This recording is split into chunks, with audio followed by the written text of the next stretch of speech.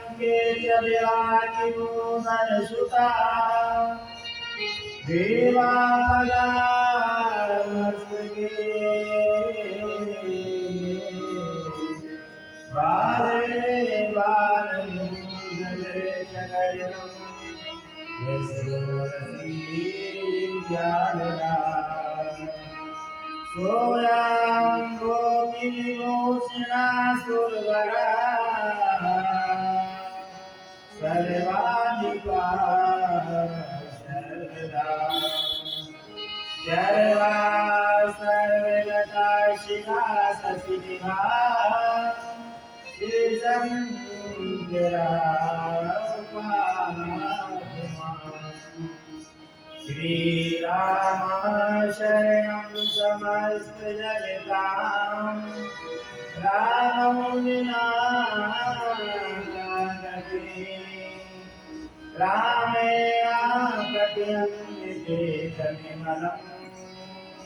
रामाय कार्यं नमः रामाय कार्यं रामात्रस्यति कालेन गुरुगो रामस्य सर्वं वशे रामे भक्तिवदन्विता भवतु मे रामत्वमेवाश्रया रामत्वमेवाश्रया विपतारों के जला कर कौन नित करता दिवाली चाँद सूरज को में किसकी आरती करते निराली पवन पंखा जल रहा है गीत कोयल गा रही है कौन है जिसमें निरंतर जगविंदी समा रही है सृष्टि रचकर ज्योति है कभी बलि का वही है काव्य रचना कर कभी वही कथा वही है यदि नासाकार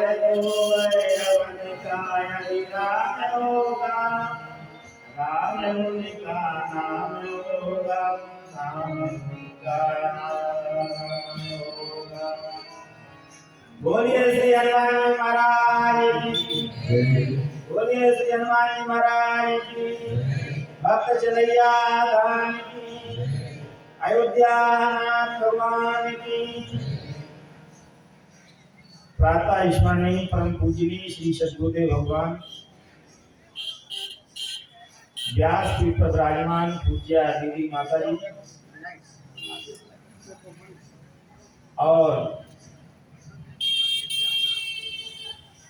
तीर्थ क्षेत्रों में, गांव गांव में, ग्रामे ग्रामे कथाकारिया, ग्रामे ग्रामे कथा सभा, पाठशाला, मल्लशाला, प्रति पर्व महोत्सव, महामना श्री पंडित मदन मोहन मालवीय जी के शुभ वाक्यों के आधार पर और महापुरुषों के आधार पर अपने जीवन को जीने वाले चलैया धाम पीठाधीश्वर महंत श्री रामरूप दास बाबू जी, उपस्थित सभी संत महंत महामंडलेश्वरगण,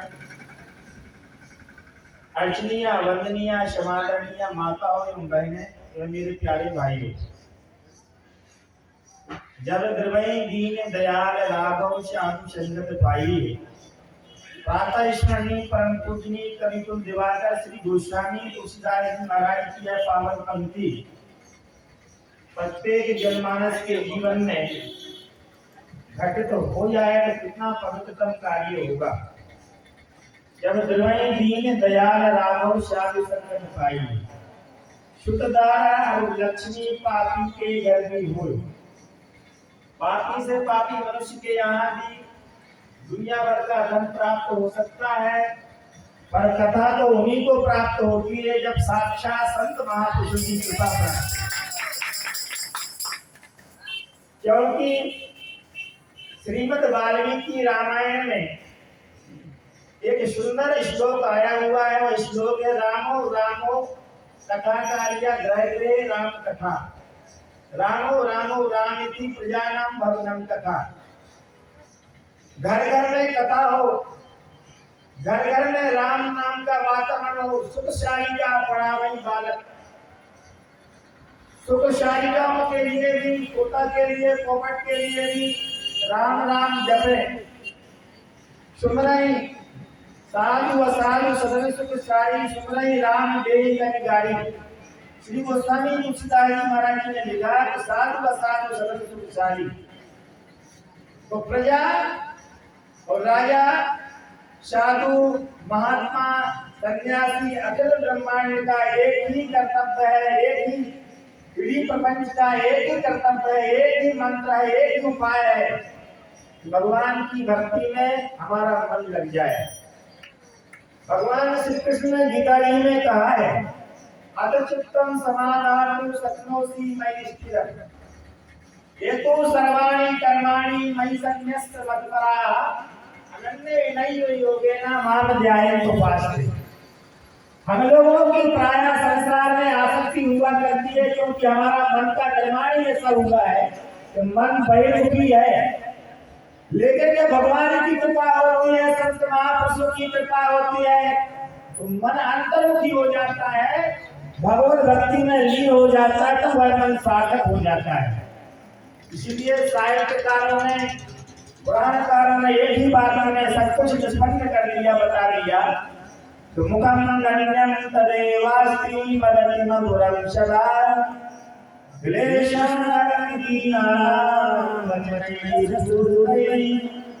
अब कौन दंड है? हाथ कौन दंड है? शरीर कौन दंड है? धन कौन सा दंड है? और प्रजा कौन सी दंड है? उनकारी और समय कौन सा दंड है? घट घड़ी सोई जब सब सकता, धन जन्म तो भगवती भंगा, सो धन धन प्रसन्न करती जारी।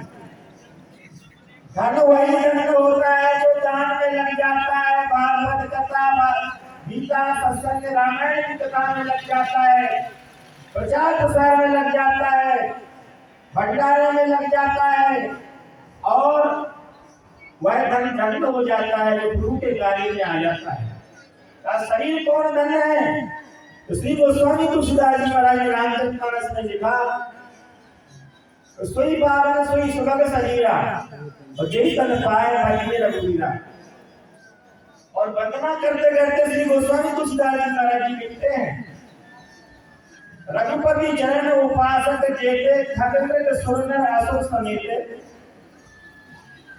कोई भी योनि में जन्म हुआ हो यदि भगवान की भक्ति करता हुआ तो जीव धन्य है। जो भगवान के नाम का चिंतन करता हो, भगवान के रूप माधुर्य का चिंतन करता हो, मच्चित्ता मदगत प्राणा बोधयन्ता परस्परम कथयन्तश्चिलां नित्यं तुष्यन्ति चरवन्ति। भगवान श्री कृष्ण की अद्भुत वाक्य श्री गीता जी में कहते हैं, मच्चित्ता, अपने चित्त के लिए भगवान ने जो लगा देता है, मच्चित्ता मदगत प्राणा, अपने प्राणों के लिए मेरे ये निशावर कर देता हूँ। मच्चित्ता मदगत प्राणा, निरंतर कोई भी काम करता हो, चाहे वह झाड़ू बुहारी लगा रहा हो, चाहे सत्संग सुन रहा हो, चाहे सखियां बनिया कर रहा हो, साग प्रसाद बना रहा हो, भोजन बना रहा हो, काम करते करते अपने मन के लिए मच्चित्ता मदगत प्राणा बोधयन्ता परस्परम, जहां भी बैठे मेरे रूप माधुरी का चिंतन करेगा कि संसार चीजों का चिंतन करे। एक विवाद कहानी सुना दूं। एक राजा था दिल्ली में, हेमू का कार्यकाल चल रहा था, वो संगीत का बहुत ही प्रेमी था और एक महल में उनका जो गायक था वो आसक्त था, उस महल के देखे बगल में रहता नहीं था। राजा ने आमंत्रण दिया कि मैं आपको 21 गांव आपके नाम पर लिख दूंगा, रजिस्ट्री कर दूंगा, नाम पर कर दूंगा, लेकिन आप मुझे कविता सुना दिया करो। लेकिन वो एक मकान पर आसक्त था, एक वृक्ष पर आसक्त था, एक अपने पास में रहने वाले नौकर पर आसक्त था, उसको छोड़ करके कहीं जाता नहीं था। भवन में आसक्त हो, कई जगह हम लोग भवन में, भूषण में, धन में ज्यादा आसक्त हो जाते हैं, हमारा मन लग जाता है, हम अपने घर बार को भी नहीं छोड़ पाते। 3 दिन के लिए भी, 4 दिन के लिए भी, कई बार हम कहते हैं तीर्थ यात्रा कर लो, भगवान अयोध्या मथुरा माया काशी कांची अवंतिका पूरी द्वारा बची चैला सबसे मुखदाई का पावन नगरियों का दर्शन कर लो, भगवान के धाम का दर्शन कर लो, लेकिन हमें फुर्सत कहाँ मिलती है। और ये मन कितना चंचल है, अरे मरो मरकट है तुम बड़ा विकट, घूमता है सर्वत न लगती कहीं टिकट, अपरिचित गलियारों में अपरिचित बाजारों में करता है सैर तू, रखता है सैर तू कागज की किश्तियों पर करके सवारी, भाव जल्दी कर जाऊंगा आशा लिए भारी, अपनों की दुनिया में कभी नहीं थमता, बालू से नवनीत पानी की कहानी, पानी पर लिख रहा जीवन कहानी, इस विधि भटकना है परंपरा बहुत पुरानी, अब मिला है सुअवसर बैठ ले आवागमन, ले चपल मन कर भगवान का भजन। जिन महापुरुष की पावन स्मृति में यह कार्यक्रम हम लोग पावन दिव्य राम कथा का श्रवण कर रहे हैं, उनकी अदृश्य उपस्थिति यहाँ पर श्री परमहंस बापू जी, श्री शीतलदास बापू जी, मैंने दोनों महापुरुषों का प्रत्यक्ष सत्संग यहाँ पर प्राप्त किया। मैं सन 2012 से साल में जब भी मुझे यहाँ समय मिलता था, जूनागढ़ गिरनार में आते थे, तब महापुरुषों का सत्संग दर्शन प्राप्त होता था। उनकी पावन निष्ठा में रहने का सौभाग्य भी मुझे कई बार प्राप्त हुआ। श्री शीतलदास बापू जी का भी दर्शन हुआ करता था। बिल्कुल वो शांत भाव से वहां पर बैठे रहते थे, दृष्टा भाव से, साक्षी भाव से, भगवान शिव के आगे जगह है ना, वहां बैठते थे, रात दिन भजन करते थे, रात दिन भजन। हम लोग रात दिन भजन नहीं कर सकते, संभव नहीं है, लेकिन जहाँ भी रहे हमारा मन भगवान में रहना चाहिए, क्योंकि भवसागर से तरने का एक ही उपाय है। कहा भक्ति बंद भगवान गुरु चतुर नाम बपुरे, तिनके पद बंदन किए नासत विघ्न अनेक, अत्र दास अज्ञानी हरि भक्त ने सिखाओ, भवसागर से तरन को नाय नाम पाओ। हम लोग कागज की किश्तियों पर भवसागर से करना चाहते हैं। हम सब लोगों की मन की स्थिति इतनी खराब है कि हम लोगों का मन बाहर में रहता है, अपने में कभी नहीं रहता। इसलिए कभी ने कहा बालू से नवनीत पानी की घानी और पानी पर लिख रहा जीवन कहानी। स्मृति भटकन की परंपरा है बहुत पुरानी। अब मिला है शुभ अवसर बैठने आवागमन, रेचे बल मन कर तुम भगवान का भजन। आगे कवि ने लिखा, उन्होंने कहा अंडे को साकार मान ले हो कैसा रहेगा, उनका प्यासा को मां मान ले हो कैसा रहेगा। किसी भी अवस्था में भगवान का नाम हमारा उद्धारक है। जिन्हें हम अपने देश का राष्ट्रपिता महात्मा गांधी कहते हैं, उन्होंने अपनी आत्मकथा ऑटोबायोग्राफी में लिखा है कि मैं बचपना में यदि कुसंग में पढ़ता तो मैं नशेड़ी हो जाता।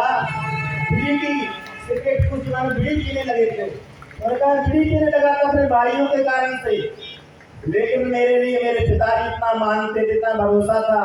एक दिन मेरे बापू के आंखों पर अश्रुपात हो रहा था। मैंने देखा कि मेरे बापू क्यों रो रहे हैं। उन्होंने देखा कि हमारे बापू के हमारे प्रति इतना लगाव है, वो चाहते हैं कि मेरा बेटा महान बनेगा। उन्होंने लिखा कि मेरा जीवन में परिवर्तन कैसे हुआ। एक वैष्णव साधु हवेली के सामने बैठ करके रामचरितमानस का पाठ करते थे। बोलिए पूज्य श्री रामचंद्रदास बापू जी महाराज की, श्री रामचंद्रदास बापू जी की, श्री रामचंद्रदास बापू की, सीतादास बापू की, श्री सीतादास बापू की, श्री परमहंस बापू की। पूज्य श्री महाराज जी का पावन आगमन हो चुका है और हम सभी लोगों के लिए ये सौभाग्य की बात है, गौरव की बात है कि जो अनवरत हम लोगों के बीच में 9 दिवसीय रामकथा में पूज्य श्री महाराज जी का निरंतर दर्शन साक्षात्कार हम सब लोगों को होता रहा। ये अपने आप में अभूतपूर्व क्षण है, गौरवशाली क्षण है। तो संत महात्माओं के जहाँ जहाँ पद पढ़ते हैं, श्री राम तीर्थ स्वामी जी कहा करते थे कि जिन नगरों में, जिन गांवों में, जिन घरों में संत महापुरुषों के पावन चरण नहीं पढ़ते, वो अपने आप में भूत प्रेतों का निवास माना जाता है। लेकिन हम लोगों के लिए परम पूज्य श्री महाराज जी का निरंतर दर्शन हो रहा है और हम लोग पावन संत परंपरा से जुड़े हुए हैं। ये सौभाग्य की बात है। तो कहने का तात्पर्य है कि चलते फिरते उठते बैठते जहाँ भी रहे, एक घड़ी आधी घड़ी यादों में पुनियाद तुलसी संगत साधु की हरे कोटि अपराध। इतना कह करके मैं श्री भगवान जी के पावन चरणों में नमन करते हुए, नमन करते हुए मैं अपनी वाणी से प्रारंभ करता हूँ। बोलिए भगवान भगवान की। आराम से बोलोगे, हम तो आपकी बात बहुत आराम से बोले हैं। मैं जितना तेज बोलता हूँ कि बहुत आवाज बहुत ऊपर जाती है, लेकिन आपकी आवाज कहाँ से भी कम है। भारत माता की, भारत माता की, भारत माता की। श्री राम कथा महोत्सव की सभी भक्तजनों की, सभी भक्तजनों की, द्वारकाधीश की, श्री सोमनाथ तीर्थ क्षेत्र की, श्री गिरनारी महाराज की। हर हर महादेव।